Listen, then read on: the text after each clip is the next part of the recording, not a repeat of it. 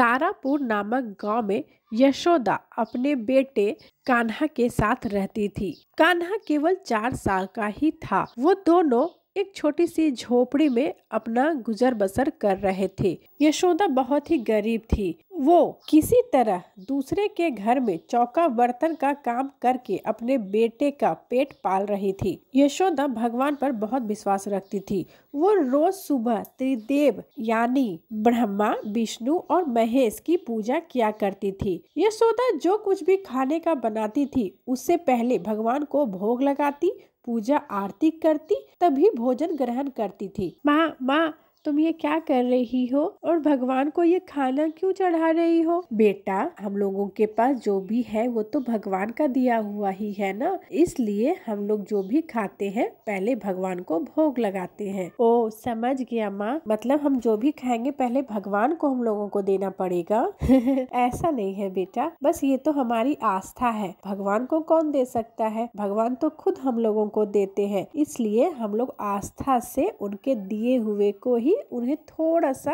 अर्पण करते हैं, जिससे वो अपने भक्त पर अपना आशीर्वाद बनाए रखते हैं। इस तरह समय बीतता गया। एक बार यशोदा का बेटा कान्हा बीमार पड़ गया। ये ले बेटा, मैं तुम्हारे लिए दूध और हल्दी गर्म करके लाई हूँ, तुम ये पी लो और जल्दी से ठीक हो जाओ। और ये कुछ दवाइयाँ भी है, ये भी खा लेना। नहीं माँ, मुझे दवाई नहीं खानी, ये बहुत कड़वी होती है। माँ मुझे दवाई नहीं खानी। माँ बेटा, अगर तू दवाई नहीं खाएगा तो ठीक कैसे होगा, और ठीक नहीं होगा तो फिर स्कूल कैसे जाएगा, तुम ही सोचो। यशोदा इतना बोल ही रही थी कि तभी राशन वाले उसके पास आते हैं। जिस दुकान से यशोदा सामान लाती थी वहाँ बहुत ज्यादा कर्ज बढ़ गया था, इसलिए वो दुकानदार खुद ही पैसे मांगने यशोदा के पास आता है और बोलता है, अरे यशोदा कहाँ हो? क्यों आजकल दुकान पर भी नहीं आ रही है, और हमारे पैसे कब दोगे? इतना इतना का खाना तुमने राशन पानी ले आई हो और पैसे देने में क्या तुम्हें वो हो रहा है? अब जल्दी से मेरे पैसे लौटाओ वरना मैं पुलिस को बुला दूंगा। तुम्हें 2 दिन का समय देता हूँ,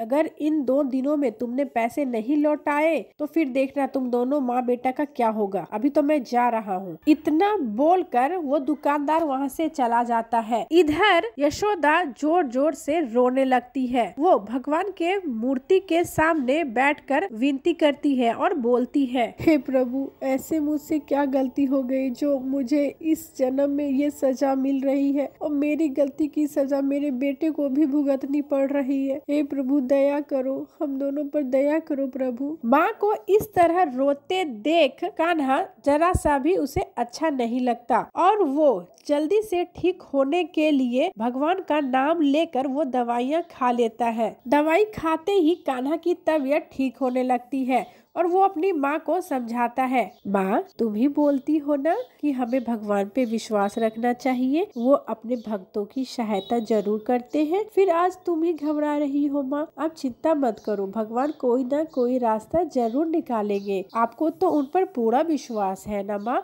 और मुझे भी उन पर पूरा विश्वास है। चलो हम दोनों भगवान की आरती करते हैं। इस तरह यशोदा और उसका बेटा त्रिदेव भगवान के फोटो के सामने उनकी पूजा और आरती करता है, और कान्हा भी अंदर ही अंदर रो रहा था। उसके आंखों में भी आंसू था। उसे अपने माँ का कष्ट सहा नहीं जा रहा था। वो मन ही मन भगवान से प्रार्थना करता है और बोलता है, हे भगवान, मेरी माँ ने तो आपका सच्चे हृदय से पूजा की है। वो रोज सुबह शाम आपकी पूजा करती है, आप पे विश्वास करती है। हमारा इस दुनिया में और कोई नहीं है आपके अलावा। प्रभु अब आप ही कुछ ऐसा चमत्कार करो प्रभु कि सब कुछ ठीक हो जाए। माँ रोज दर दर की ठोकरें खाती है, तब जाकर 2 पैसे लेकर आती है हमारे लिए। भगवान अब हम लोग कहाँ जाएं यहाँ से? अब आप ही कुछ कर सकते हैं प्रभु, हमारी मदद कीजिए। मेरी माँ की आंखों में आंसू मत आने दीजिए प्रभु,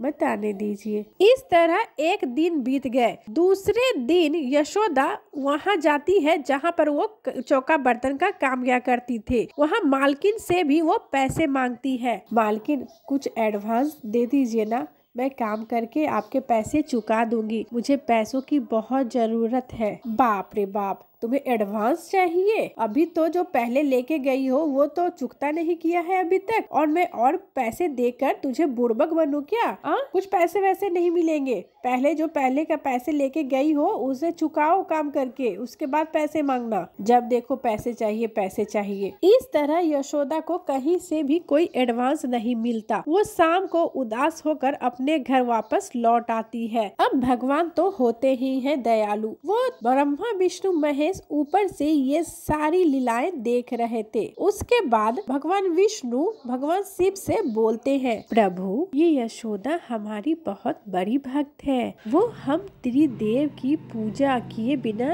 एक दिन भी अन्न जल ग्रहण नहीं करती है। हमें इसकी मदद करनी चाहिए प्रभु। हाँ महादेव, नारायण सही कह रहे हैं। ये औरत हम तीनों की बहुत ही मन से पूजा करती है। हम तीनों को इसके लिए जरूर कुछ न कुछ करना चाहिए प्रभु। इसकी कुछ मदद करनी चाहिए, नहीं तो भक्तों का विश्वास हमारे ऊपर से हट जाएगा। ठीक है, अगर आप दोनों बोल रहे हैं तो हम उसकी मदद जरूर करेंगे। इस तरह ब्रह्मा विष्णु महेश तीनों एक साधारण व्यक्ति का रूप धारण कर तीनों नीचे धरती लोक पर आते हैं यशोदा की मदद करने के लिए। दूसरे दिन दुकानदार पुलिस के साथ यशोदा के घर पर हाजिर हो जाता है। यशोदा उस समय पूजा ही कर रही होती है। अरे ओ यशोदा, कहाँ हो? बाहर निकलो, पैसे का इंतजाम हो गया क्या? तभी यशोदा आंखों में आंसू लिए बाहर निकलती है, किंतु इतने में उधर से वो तीनों आदमी वहाँ पर आ जाते हैं और बोलते हैं, हाँ पैसे का इंतजाम हो गया है। ये लो तुम्हारे दुकान का जितना भी कर्ज है, ये लो रुपया, और यहाँ से ये पुलिस को लेकर जाओ तुम लोग। यशोदा ये सब देखकर चौंक जाती है कि ये तीनों व्यक्ति आखिर कौन है और हमारी मदद करने के लिए क्यों आए हैं। किंतु मन ही मन यशोदा समझ जाती है कि ये कोई और नहीं, स्वयं भगवान ब्रह्मा विष्णु महेश है जो हमारी मदद के लिए आए हैं। पैसे देकर वो तीनों व्यक्ति भी वहाँ से गायब हो जाते हैं, किंतु